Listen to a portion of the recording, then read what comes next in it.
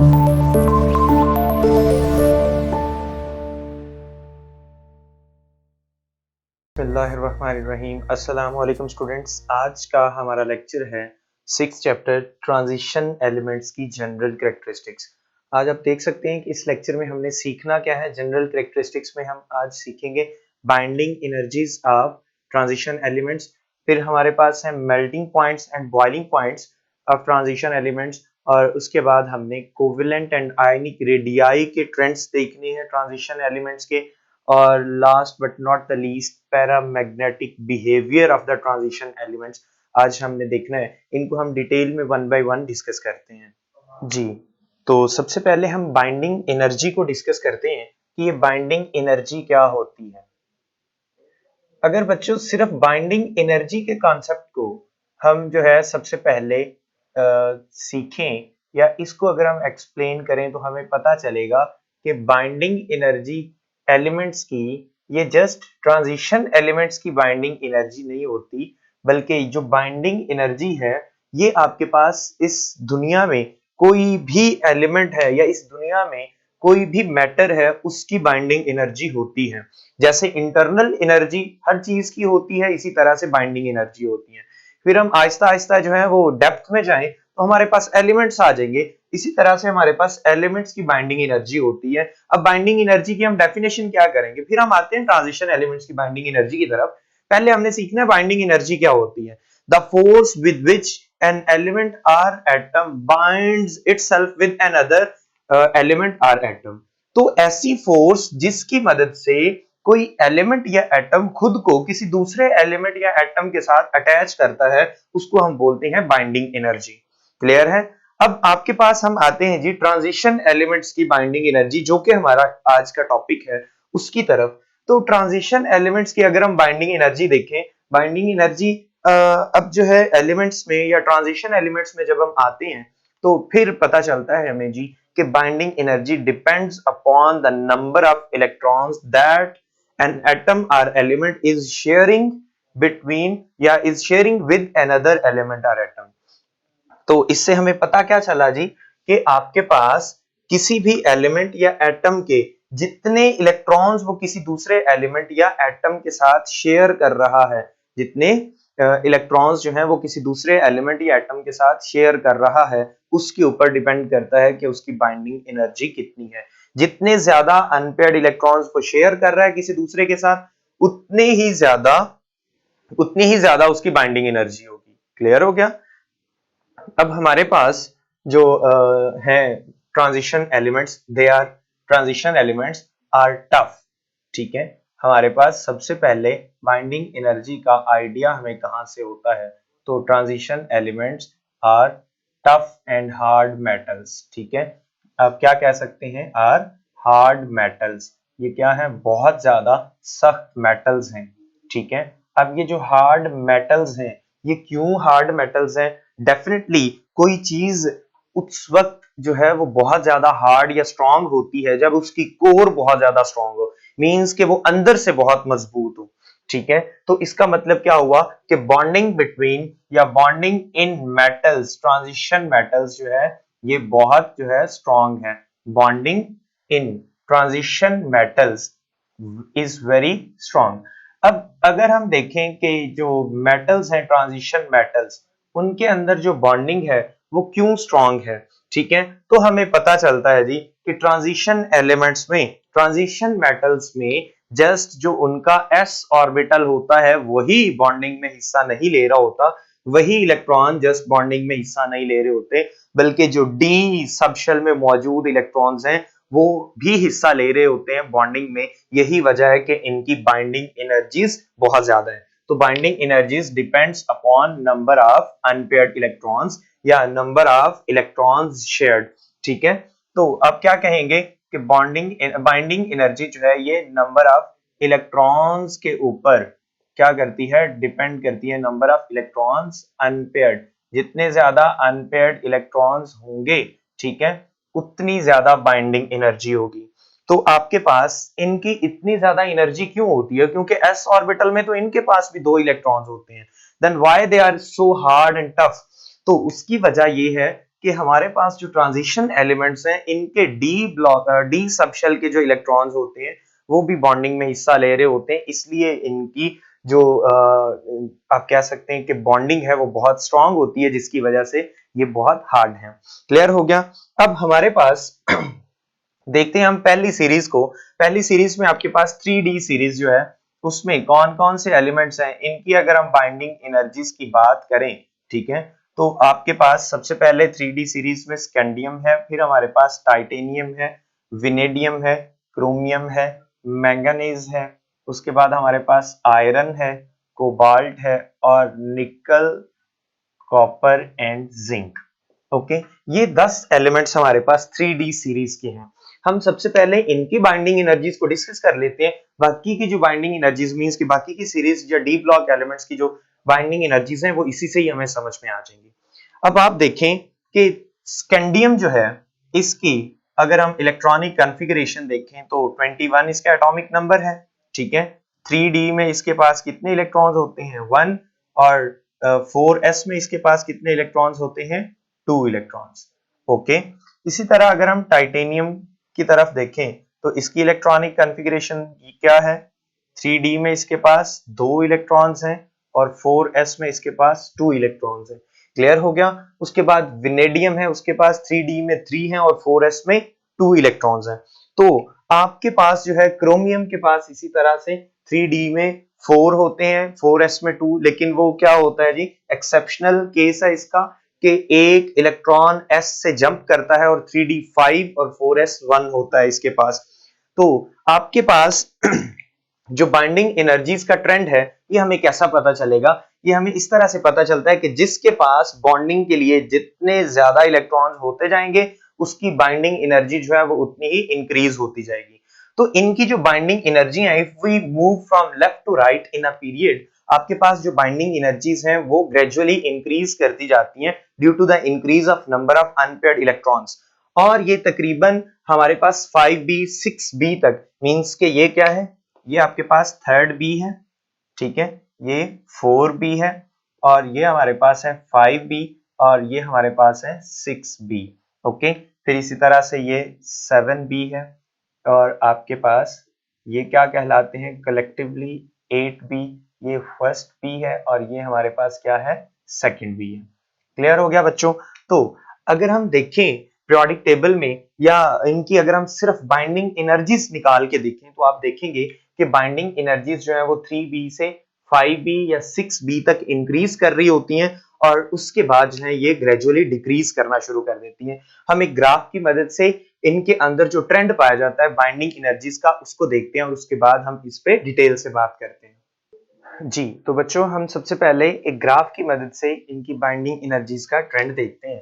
तो अगर हम बाइंडिंग एनर्जीज का ट्रेंड देखें, हमारे पास atomic number on X axis है, ठीक है, और बाइंडिंग एनर्जीज जो है जिसको हम Be से रिप्रेजेंट कर सकते हैं ये हमारे पास y एक्सिस पे है, ठीक है। यहाँ पे हमारे पास क्या है एटॉमिक नंबर्स हैं। तो हम देखेंगे कि एक पीरियड में जो बाइंडिंग एनर्जीज हैं उनका ट्रेंड क्या है, इस तरह से आपको जो है वो ट्रेंड नजर आएगा। ये अब ट्रेंड किस चीज को रिप्रेजेंट कर रहा है, ये ट्रेंड आपके पास किस चीज को रिप्रेजेंट कर रहा है, तो इसको अगर हम देखें गौर से तो ये हमारे पास जो है ट्रेंड किस तरह का है कि एकदम से बाइंडिंग एनर्जीज जो है लाइक आपके पास स्कैंडियम है, ठीक है, टाइटेनियम है, स्कैंडियम है, टाइटेनियम है और विनेडियम है, उसके बाद हमारे पास क्रोमियम है, मैंगनीज है, आयरन है, कोबाल्ट, निकल, कॉपर, जिंक, और इस तरह से हमारे पास बाइंडिंग एनर्जीज जो है वो कम होती जा रही हैं। तो ये ऐसा क्यों है, ऐसा असल में इसलिए है कि जब हम देखते हैं इन एलिमेंट्स के अनपेयर्ड इलेक्ट्रॉन्स को, तो जब हाफ ऑफ द सीरीज पे हम जाते हैं तो जो बाइंडिंग एनर्जीज होती हैं ये बढ़ रही होती हैं। उसकी वजह क्या होती है, अनपेयर्ड इलेक्ट्रॉन्स मींस के वो वाले इलेक्ट्रॉन्स जिनको ये ट्रांजिशन एलिमेंट्स यूज करते हैं फॉर देयर बॉन्डिंग वो इंक्रीज हो रहे होते हैं और उसके बाद ये क्या होते हैं डिक्रीज होना शुरू हो जाते हैं,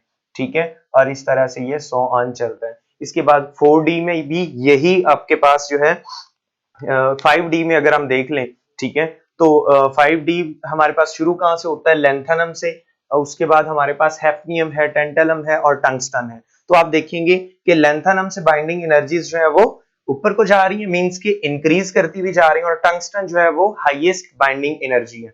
ओके, और टंगस्टन से फिर ऑनवर्ड जो है वो डिक्रीज होना शुरू हो जाती है। उसकी वजह क्या होती है, उसकी वजह यह है कि जैसे जैसे हम आगे जाते हैं किसी भी सीरीज में, मींस के स्टार्ट से मिड तक, तो जो number of electrons that are used for bonding वो इंक्रीज हो रहे होते हैं, और मिड से ऑनवर्ड जो है वो फिर से नंबर ऑफ इलेक्ट्रॉन्स डिक्रीज होना शुरू हो जाते हैं, बॉन्डिंग इलेक्ट्रॉन्स इनको हम बोलते हैं। इसलिए हमारे पास जो बाइंडिंग एनर्जीज हैं वो मिड तक इंक्रीज करती हैं और फिर उसके बाद डिक्रीज करना शुरू कर देती हैं। तो इसके बाद हमारे पास है melting points and boiling points. ठीक है, हमारे पास melting points and boiling points next characteristic है इनकी ट्रांजिशन एलिमेंट्स की। तो हम देखते हैं जी, आपके पास क्या है मेल्टिंग पॉइंट्स और बॉइलिंग पॉइंट्स जी। तो मेल्टिंग पॉइंट की अगर हम बात करें, ये क्या होता है असल में, melting point and boiling point. तो पहले हम इन दोनों को समझेंगे, मेल्टिंग पॉइंट और बॉइलिंग पॉइंट को, उसके बाद हम ट्रांजिशन एलिमेंट्स के मेल्टिंग पॉइंट्स और बॉइलिंग पॉइंट्स की बात करेंगे। ओके, अब हम बात करते हैं जी सबसे पहले कि अगर आपके पास कोई सॉलिड है तो उसका मेल्टिंग पॉइंट क्या होता है, या मेल्टिंग पॉइंट होता क्या है। फॉर एग्जांपल, आपके पास कोई एक 3D सॉलिड ले लेते हैं हम, ठीक है। अब 3D सॉलिड मींस कि उसका कोई भी स्ट्रक्चर है, क्रिस्टलाइन स्ट्रक्चर है। फॉर एग्जांपल, ये हमारे पास एक जो है वो क्यूबिक क्रिस्टल है किसी भी सॉलिड का। ओके, अब इस क्यूबिक क्रिस्टल में कोई ना कोई अरेंजमेंट जरूर होगी आयंस की, एटम्स की, ठीक है, आयंस की या एटम्स की, इसमें कोई ना कोई लाजमी तौर पे अरेंजमेंट होगी। फॉर एग्जाम्पल, हमारे पास अरेंजमेंट जो है वो इस तरह की है कि एटम्स एक दूसरे के साथ जो है वो क्लोजली पैक्ड हैं, और ये कोई आयनिक क्रिस्टल है हमारे पास, और आयनिक क्रिस्टल में जो आयंस है नेगेटिव और पॉजिटिव, उन्होंने एक दूसरे को क्या किया हुआ है, एक दूसरे में एम्बेड हुए हैं। एम्बेड मींस कि एक दूसरे में धंसे हुए हैं, ठीक है। अब इस तरह से अगर आपके पास जो है वो धंसे हुए कोई स्ट्रक्चर है, ठीक है, तो डेफिनेटली वो बहुत स्ट्रॉन्ग स्ट्रक्चर होगा कि नेगेटिव और जो पॉजिटिव चार्जेस हैं वो एक दूसरे के साथ स्ट्रांगली हेल्ड है। ओके, अब एक कॉन्सेप्ट मेल्टिंग पॉइंट का समझने के लिए हमें पता है कि हर चीज की, फर्स्ट ईयर का ये कॉन्सेप्ट है इंटरनल एनर्जी। हर चीज की, दुनिया की कोई भी चीज है उसकी एक एनर्जी लाजमी तौर पे होती है, जिसको हम इंटरनल एनर्जी बोल सकते हैं या सिस्टम एनर्जी बोल सकते हैं। तो ये जो क्रिस्टल है ये किसी भी सॉलिड का है फॉर एग्जांपल, और उसके अंदर उस सॉलिड का कंपोनेंट्स मौजूद है, वो जिन जिन चीजों से, जिन जिन एटम से वो क्रिस्टल बना हुआ है। ओके, तो आपके पास इन कंपोनेंट्स की भी एनर्जी है, और इन कंपोनेंट्स के मिलके बनने से जो सॉलिड बना उसकी भी एक एनर्जी है। ओके, तो हमें पता है कि सॉलिड्स के अंदर कोई मोशन नहीं होती, ये मोशनलेस कंपोनेंट्स होते हैं इनके, लेकिन सॉलिड्स के अंदर एक मोशन होती है जिसको हम बोलते हैं वाइब्रेटरी मोशन। क्या बोलते हैं, वाइब्रेटरी मोशन। मींस के जो सॉलिड के कंपोनेंट्स होते हैं वो अपनी मीन पोजीशन पे अपनी मोशन को रिपीट कर रहे होते हैं, ठीक है। उनके अंदर काइनेटिक एनर्जी बस जो जिस फॉर्म में नजर आती है वो एक ही मोशन होती है जिसको हम बोलते हैं वाइब्रेटरी मोशन। तो अगर हमारे पास कोई भी सॉलिड है और उसके पार्टिकल्स की वाइब्रेटरी मोशन है, तो क्या करेंगे हम जो है, अगर टेम्परेचर जो है वो इंक्रीज करते हैं, काइनेटिक एनर्जी इंक्रीज होगी, और ये डायरेक्टली किसको इंक्रीज कर देगी, वाइब्रेशंस को इंक्रीज कर देगी। नंबर ऑफ वाइब्रेशंस पर सेकंड या पर नैनो सेकंड या पर मिनट वाइब्रेशंस इंक्रीज हो जाएंगी। अगर हम इस सॉलिड को हीट अप करते जाएं, ठीक है, अगर हम इस सॉलिड को हीट अप करते जाएं, ठीक है, तो क्या होगा, इसकी जो वाइब्रेशंस हैं वो बढ़ना शुरू हो जाएंगी, वाइब्रेशंस बढ़ना शुरू हो जाएंगी। अब हर सॉलिड जो है वो किसी ना किसी फोर्स ऑफ अट्रैक्शन की वजह से सॉलिड बना हुआ है, मींस के उनके दरमियान कोई इंटरमॉलिक्यूलर फोर्सेस ऑफ अट्रैक्शन बहुत स्ट्रांग है जिसकी वजह से वो स्ट्रांगली हेल्ड है। ओके, लेकिन जो वाइब्रेटरी मोशंस हैं उनका जो आप कह सकते हैं मैग्नीट्यूड है वो बहुत कम है, ठीक है। लेकिन जब आप हीट करना शुरू कर देंगे, आहिस्ता आहिस्ता वाइब्रेटरी मोशन बढ़ती जाएगी, वाइब्रेशंस बढ़ती जाएंगी, काइनेटिक एनर्जी अगर उस पॉइंट पे आ जाए कि जितनी एनर्जी इस पूरे सॉलिड की है, मींस कि वो एनर्जी जिसने इस सॉलिड को सॉलिड बनाया हुआ है, अगर आपकी वाइब्रेशन की एनर्जी उस एनर्जी के बराबर आ जाएगी तो एकदम क्या होगा, यही सॉलिड जो है ये मेल्ट हो जाएगा, यही सॉलिड क्या हो जाएगा, मेल्ट हो जाएगा, और मेल्ट होके आपको यही सॉलिड लिक्विड की फॉर्म में मिलेगा। वो जो वाइब्रेटरी पार्टिकल्स थे, मोशनिंग पार्टिकल्स, ठीक है, वो एकदम सारे एक दूसरे से अलग होके लिक्विड में फ्रीली मूव करना शुरू कर देंगे। This point is called as melting point. तो अब आपके पास कोई मेटल ले लेते हैं कि हमारे पास कोई मेटल है, मेटल में इस तरह की बॉन्डिंग नहीं होती, मेटालिक बॉन्डिंग होती है, हमें पता है। एटम्स ही एक दूसरे के साथ जो है वो स्ट्रांगली बाउंडेड होते हैं। तो इस तरह से वो जो स्ट्रांगली बाउंडेड मेटालिक एटम्स हैं, उनकी भी एक खास एनर्जी होती है कि इतनी एनर्जी के साथ ये एक दूसरे से बाउंडेड है। ओके, अगर हम एनर्जी जो दे रहे हैं, हीट जो दे रहे हैं, जो काइनेटिक एनर्जी दे रहे हैं, वो उस मेटालिक एटम्स की बाइंडिंग एनर्जी से इंक्रीज कर दिया, ये उतनी हो जाती है, तो वो मेटल जो है वो मेल्ट होकर लिक्विड फॉर्म में चेंज हो जाती है। This is called as melting point. और उसके बाद हमारे पास लिक्विड्स के अंदर जो है वो क्या होता है, इंटरमॉलिक्यूलर फोर्सेस ऑफ अट्रैक्शन होती हैं। मॉलिक्यूल्स एक दूसरे के साथ जो है वो स्ट्रांगली हेल्ड नहीं होते, फ्रीली मूव कर रहे होते हैं, लेकिन अटैच जरूर होते हैं। और अगर हम यहाँ पे हीट करते हैं और यही लिक्विड जो है वो गैस फॉर्म में चेंज हो जाए, ठीक है, मींस के वो मेटालिक एटम्स या कोई भी वो सॉलिड पार्टिकल्स के कंपोनेंट्स थे, वो कंपोनेंट्स लिक्विड फॉर्म से वेपोराइज हो जाएं, गैस फॉर्म में चेंज हो जाएं, तो उस पॉइंट को हम बोलेंगे बॉइलिंग पॉइंट। ये जो दो पॉइंट्स हैं, मेल्टिंग और बॉइलिंग पॉइंट्स, ठीक है, ये आपके पास मेटल्स के भी होते हैं, इस दुनिया में मौजूद हर चीज के होते हैं। ठीक हो गया। तो अब बात करते हैं जी melting point and boiling points of transition elements. तो अगर हम ट्रांजिशन एलिमेंट्स की बात करें तो इनके मेल्टिंग पॉइंट्स और बॉइलिंग पॉइंट्स डायरेक्टली किस पे डिपेंड करते हैं कि ये कितने स्ट्रांगली हेल्ड है, और ये कितने स्ट्रांगली हेल्ड है ये किस चीज पे डिपेंड करता है, इनकी बाइंडिंग एनर्जीज पे। तो डेफिनेटली आपके पास melting point and boiling point जो है वो बिल्कुल उसी तरह से इनका ट्रेंड होगा जो कि बाइंडिंग एनर्जीज का ट्रेंड था। ओके, मींस के melting and boiling points of the transition elements increase from start to mid of the series and then decrease to end।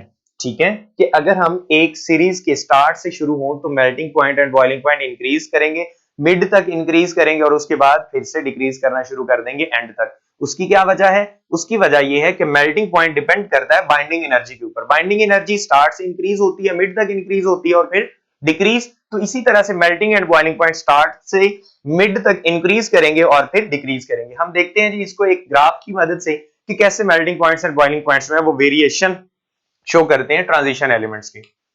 जी, तो आप इस ग्राफ की मदद से देख सकते हैं कि कैसे स्टार्ट से मेल्टिंग एंड बॉइलिंग पॉइंट्स जो है वो इंक्रीज हो रहे हैं और मिड तक ये मेल्टिंग एंड बॉइलिंग पॉइंट्स जो है वो इंक्रीज करते हैं, देन ये डिक्रीज करते हैं, और एट द एंड हल्की सी डिफ्लेक्शन शो हो रही है कि मेल्टिंग एंड बॉइलिंग पॉइंट्स जो है, मेल्टिंग एंड बॉइलिंग पॉइंट्स जो है वो इंक्रीज कर रहे हैं। तो वो इंक्रीज नहीं कर रहे, असल में हमने पहले लेक्चर में पढ़ा था typical and non typical transition elements. तो वहां पे एंड पे जब हम जाते हैं तो जो सेकंड बी ग्रुप है डी सीरीज का, थर्ड डी सीरीज या फोर्थ डी सीरीज या 5D सीरीज, उसमें क्या होता है कि वो नॉन टिपिकल ट्रांजिशन एलिमेंट्स है। नॉन टिपिकल ट्रांजिशन एलिमेंट्स जो है वो typical behaviour of transition elements show नहीं करते, इसलिए उनके melting and boiling point somewhat high होते हैं as compare to others. Clear हो गया यहां तक? तो ये थे हमारे पास melting and boiling points of transition elements. Okay बच्चों, तो नेक्स्ट हम शुरू करते हैं जी हमारे पास covalent and ionic radii of transition elements. जी, तो कोवेलेंट एंड आयनिक रेडियाई के बारे में ये हमने फर्स्ट ईयर में केमिकल बॉन्डिंग जो 6th चैप्टर पढ़ा था उसमें हमने कोवेलेंट और आयनिक रेडियाई को पीरियोडिक ट्रेंड्स बहुत अच्छी तरह से इसके पढ़े थे। लेकिन जो डी ब्लॉक या ट्रांजिशन एलिमेंट्स हैं इनके कोवेलेंट रेडियाई जो है या आयनिक रेडियाई है वो हम देखते हैं जी कि बहुत ही इंटरेस्टिंग टॉपिक है। ठीक है, कोवेलेंट एंड आयनिक रेडियाई। तो इनको अगर हम डिटेल में देखें, covalent and ionic radii of the transition elements को, ठीक है, तो आपको पता चलेगा कि ये कोई नई बात नहीं है, ये सारी की सारी बातें हम पढ़ चुके हुए हैं। हमने एटॉमिक रेडियाई, जिसको हम कोवेलेंट रेडियाई बोलते हैं, इसके बारे में ट्रेंड पढ़ा हुआ है। और वो ट्रेंड क्या है? वो ट्रेंड ये है कि आपके पास जो एटम्स के रेडियाईज हैं वो टॉप टू बॉटम इंक्रीज करते हैं due to the increase of number of shells. और अगर हम left to right in a period move करें तो आपके पास जो कोवेलेंट रेडियाईज हैं ये क्या करते हैं? डिक्रीज करते हैं। जो आपके पास ट्रांजिशन एलिमेंट्स हैं, आपके पास जो ट्रांजिशन एलिमेंट्स हैं, इनके अगर हम कोवेलेंट रेडियाईज देखें तो कोवेलेंट रेडियाईज का यही ट्रेंड है कि स्टार्ट में कोवेलेंट रेडियाई एकदम से डिक्रीज करते हैं, फिर थोड़ा सा कांस्टेंट रहते हैं, और ये इनके कोवेलेंट रेडियाई के आपके पास जो है वो ट्रेंड्स हैं।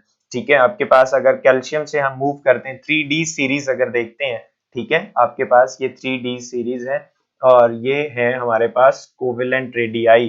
तो हम देखेंगे कि आपके पास क्या है, डाउन द ग्रुप जो है, sorry top left to right in a period, आपके पास जो कोवेलेंट रेडियाई है वो क्या कर रहा है, एकदम शार्पली डिक्रीज किया, स्कैंडियम, टाइटेनियम, विनेडियम, और उसके बाद ये एकदम से ऐसे लगता है जैसे कांस्टेंट हो गया है। ठीक है, उसके बाद अगर हम देखें तो आपको नजर आएगा कि ये कॉपर और जिंक तक जो है कोवेलेंट रेडियाई क्या करता है, डिक्रीज करता है, और एंड पे थोड़ा सा कोवेलेंट रेडियाई जो है ये इंक्रीज करता है। और उसकी वजह क्या होती है एंड पे इंक्रीज करने की?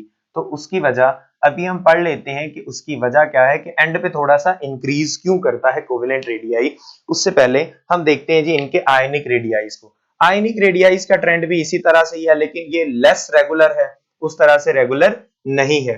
ठीक है, इनके रेडियाईज का ट्रेंड जो है वो लेस रेगुलर है, उस तरह से रेगुलर नहीं है। उसकी वजह जो है वो आयंस में नंबर ऑफ मींस के ऑक्सीडेशन नंबर जो है या ऑक्सीडेशन स्टेट जो है उसका डिफरेंशिएशन है। ट्रांजिशन एलिमेंट्स एक से ज्यादा ऑक्सीडेशन स्टेट शो करते हैं, तो इसी तरह जब आपके पास यूनी पॉजिटिव हो तो उसका atomic radii, sorry ionic radii जो है वो और होता है। अगर वही आयन जो है वो डाई पॉजिटिव हो तो उसका जो है आयनिक रेडियाई अलग होगा। तो ट्रांजिशन एलिमेंट्स में कोई जो है वो ट्राई पॉजिटिव होते हैं, कोई डाई पॉजिटिव, कोई जो है वो मोनो पॉजिटिव, या मोनो पॉजिटिव तो आमतौर पे नहीं होते, डाई, ट्राई, टेट्रा और हेक्सा, पेंटा, ये इस तरह से इनके जो है वो पॉजिटिव आयंस पाए जाते हैं। इसलिए इनका कोई रेगुलर ट्रेंड एज सच नहीं है आयनिक रेडियाई का। लेकिन हम जो है वो कोवेलेंट रेडियाई में जो डिफ्लेक्शंस हैं उनको हम डिस्कस करते हैं। उससे पहले हम जो है वो एक ग्राफ को कंसीडर करते हैं कि ग्राफ में जो है वो किस तरह से दिखाया गया है आपके पास covalent radii of the transition elements. जी, तो आप लोग इस ग्राफ में देख सकते हैं कि कैसे टॉप लेफ्ट टू राइट जो है वो कोवेलेंट रेडियाई है, जिसको हम एटॉमिक रेडियाई बोलते हैं, वो 3D सीरीज का एकदम से डिक्रीज कर रहा है, और फिर जो है वो कांस्टेंट है, और कांस्टेंट के बाद एट द एंड जो है वो इंक्रीज करना शुरू कर देता है। तो एट द एंड ये जो इंक्रीज वाला टॉपिक है ये क्यों है, इसको हम डिस्कस करते हैं जी। कि हमारे पास एट द एंड जो कोवेलेंट रेडियाईज हैं आपके पास जो है एटॉमिक रेडियाईज हैं, ये इंक्रीज क्यों करते हैं, तो इसको हम डिस्कस करते हैं। सबसे पहले हमारे पास जैसे कॉपर है लास्ट पे, ठीक है, और जिंक है। इनकी अगर हम इलेक्ट्रॉनिक कॉन्फ़िगरेशन देखें, कॉपर 29 और जिंक जो है ये 30, तो आपके पास जो है आप देख सकते हैं कि क्या है, आपके पास कॉपर 3D9, ठीक है, या आपके पास 3D10 और 4S1 होता है। और इसी तरह आपके पास जो जिंक है ये क्या होता है, 3D10 और 4S2। तो due to the complete 3D subshell, due to the complete 3D subshell होता ये है कि जो एटम है, फॉर एग्जांपल ये वाला एटम, और इसके गिर्द जो है ये सारे इलेक्ट्रॉन्स मौजूद हैं। ठीक है, तो जो 3D सबशेल है, उस 3D सबशेल के कंप्लीट होने की वजह से जो 3D है वो कॉन्ट्रैक्ट कर जाता है टुवर्ड्स इनसाइड। ठीक है, अब 3D की जब कॉन्ट्रैक्शन होती है टुवर्ड्स इनसाइड, तो वो क्या करता है, जो 4S एट द एंड है उसमें 2 या 1 इलेक्ट्रॉन्स हैं, 3D कॉन्ट्रैक्ट करने के बाद क्या करता है, उसको शील्ड करता है ज्यादा अच्छे से। मींस के जो 3D कॉम्पैक्ट एक कंप्लीट सबशेल बन चुका हुआ है वो कॉन्ट्रैक्ट करता है टुवर्ड्स न्यूक्लियस, और न्यूक्लियस की तरफ जो है वो कॉन्ट्रैक्ट करने के बाद एक ढाल बना देता है 4S और न्यूक्लियस के दरमियान। इसलिए न्यूक्लियस की जो फोर्स ऑफ अट्रैक्शन है ऑन 4s वो डिक्रीज हो जाती है। तो force of attraction on 4s decrease होने से क्या होता है कि साइज ऑफ एटम जो है या साइज ऑफ दैट एटम जो है वो इंक्रीज कर जाता है। यही वजह है कि हमने अभी देखा जो covalent radii of the 3D 4D and 5D series हैं वो पहले तो डिक्रीज करते हैं, फिर कांस्टेंट नजर आते हैं हमें, और उसके बाद एट द एंड इंक्रीज करना शुरू कर देते हैं। उसकी वजह जस्ट यही है कि 3D सीरीज में 3D जो सबशेल है वो कॉन्ट्रैक्ट करता है और 4s को शील्ड करता है। इसी तरह 4D सीरीज में 4D कॉन्ट्रैक्ट करता है और 5s को शील्ड करता है, और 5D सीरीज में 5D कॉन्ट्रैक्ट करता है और 6s इलेक्ट्रॉन्स को या ऑर्बिटल को क्या करता है, शील्ड करता है, जिसकी वजह से एट द एंड हमारे पास कंप्लीट डी सबशेल होने की वजह से एट द एंड कोवेलेंट रेडियाइज है वो इंक्रीज कर जाते हैं। और उसके बाद हमारा जो आज की लास्ट कैरेक्टरिस्टिक है वो है आपके पास पैरामैग्नेटिक बिहेवियर। अच्छा, ये बहुत इंटरेस्टिंग जो है टॉपिक है पैरामैग्नेटिक बिहेवियर, बहुत छोटा सा और जो है कॉन्सेप्चुअल है। पैरामैग्नेटिज्म क्या होती है, सबसे पहले तो आज हम ये सीखेंगे कि पैरामैग्नेटिक सब्सटेंसेस होती क्या है, ठीक है, या आपके पास जो पैरामैग्नेटिक सब्सटेंसेस जो है नहीं होती तो वो क्या होती हैं। तो आपके पास जो है दो तरह की सब्सटेंसेस होती हैं, और वो दो तरह की सब्सटेंसेस क्या होती हैं, substances weakly attracted by substances weakly attracted by magnet। ऐसी सब्सटेंसेस जिनको मैग्नेट जो है वो वीकली अट्रैक्ट करे, ठीक है, वो कहलाती हैं paramagnetic substances, and this behaviour is called as paramagnetism, ठीक है। If weakly the substance is weakly repelled by magnet, ठीक है, then this substance would called as diamagnetic, ठीक है, and the phenomena would called as diamagnetism। आज हमने देखना है कि आपके पास जो ट्रांजिशन एलिमेंट्स हैं क्या ये डायामैग्नेटिक हैं या पैरामैग्नेटिक हैं।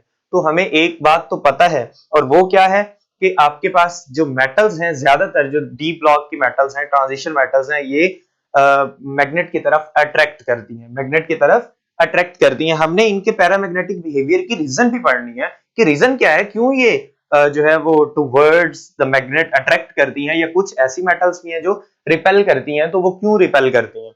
असल में जो आपके पास ये समझ आ गई कि पैरामैग्नेटिज्म क्या है और डायमैग्नेटिज्म क्या है, कि वो फिनोमेना जिसमें किसी मेटल को या किसी भी सब्सटेंस को मैग्नेट अट्रैक्ट करता हो वीकली, तो वो पैरामैग्नेटिक सब्सटेंस कहलाती है, और डायमैग्नेटिक सब्सटेंस जिसको वीकली रिपेल करता हो मैग्नेट, उसको हम बोलते हैं डायमैग्नेटिक सब्सटेंस, ठीक है, and this phenomena is called as diamagnetism.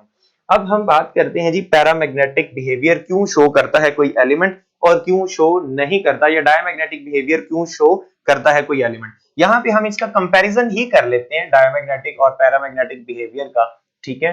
तो आपके पास हम देखते हैं जी कि कोई भी एलिमेंट है उसकी इलेक्ट्रॉनिक कॉन्फ़िगरेशन होती है उस एटम की, ठीक है।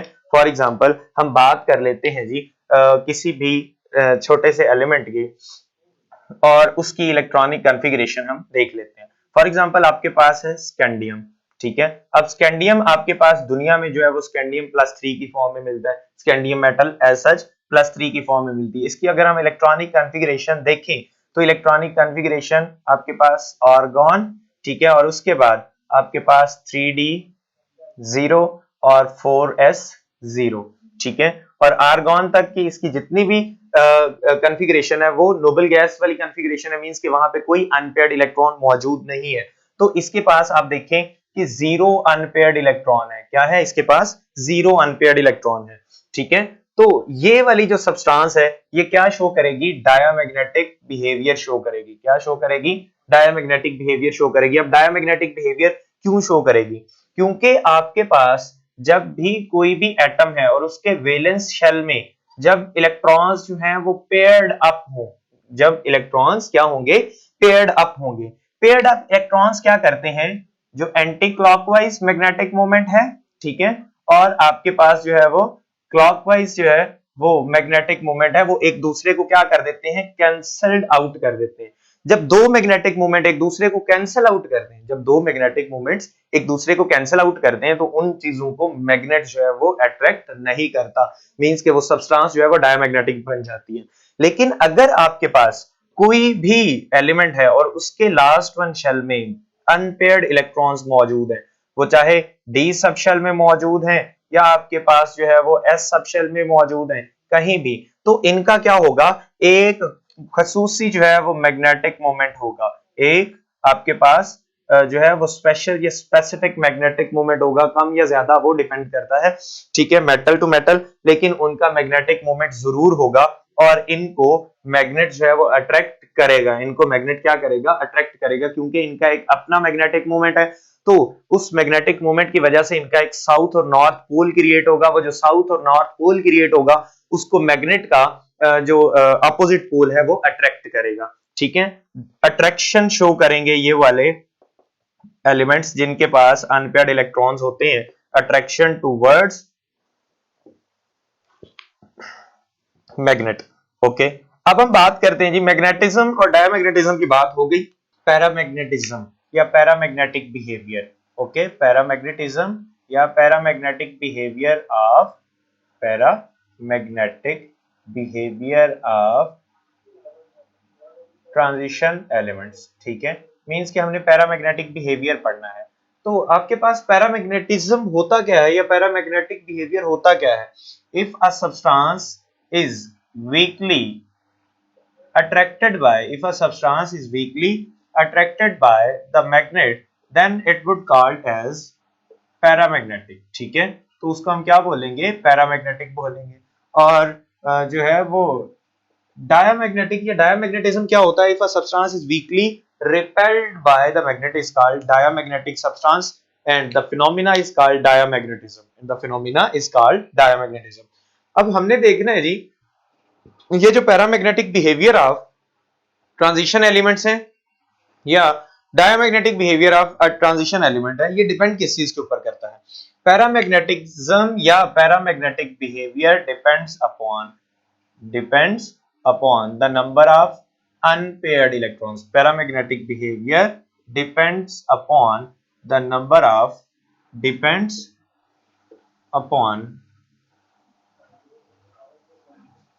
of unpaired electrons in the valence shell of an atom.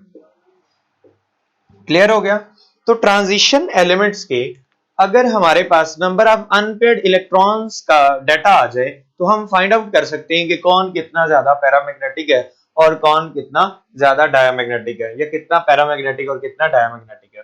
तो अगर हम इसी तरह इनकी इलेक्ट्रॉनिक कॉन्फ़िगरेशन देखें, ठीक है, ट्रांजिशन एलिमेंट्स की इलेक्ट्रॉनिक कॉन्फ़िगरेशन देखें तो हमें जो है ये पता चल जाएगा कि कौन जो है वो ज्यादा पैरामैग्नेटिक है, ठीक है, कौन जो है वो कम पैरामैग्नेटिक है।